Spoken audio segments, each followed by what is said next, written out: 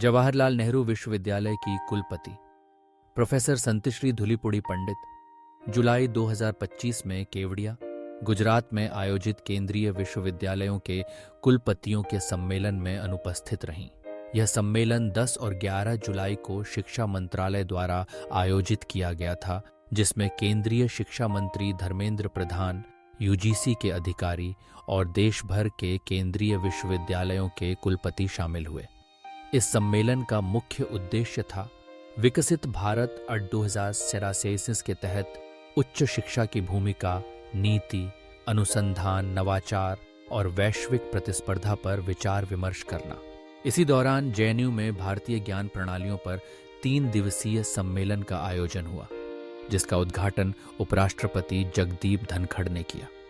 मंत्रालय को उम्मीद थी कि प्रोफेसर पंडित कम से कम सम्मेलन के दूसरे दिन उपस्थित होंगी, लेकिन उनकी गैरहाजिरी को गंभीरता से लिया गया। मंत्रालय ने औपचारिक पत्र भेजकर उनकी अनुपस्थिति का कारण पूछा, यह बताते हुए कि उनके विचार विमर्श में न रहने से मूल्यवान योगदान की कमी महसूस हुई। शिक्षा मंत्रालय के अनुसार इस तरह की अनुपस्थिति न केवल नीति निर्माण संवादों में बाधा डालती है, बल्कि विश्वविद्यालयों के सहयोगात्मक शासन के मूल्यों पर भी प्रश्न उठाती है।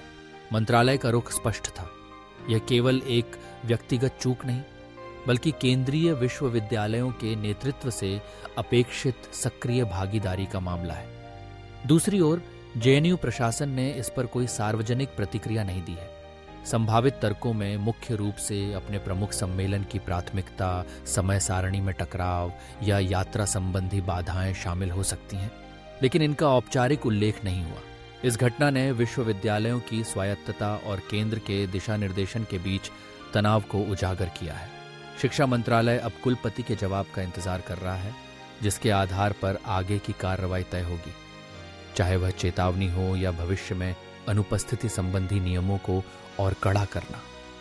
इस पूरे मामले ने उच्च शिक्षा प्रशासन, नीति निर्माण और विश्वविद्यालयों की जिम्मेदारियों पर एक नई बहस को जन्म दिया है, जहां संतुलन और संवाद की आवश्यकता पहले से कहीं अधिक महसूस की जा रही है।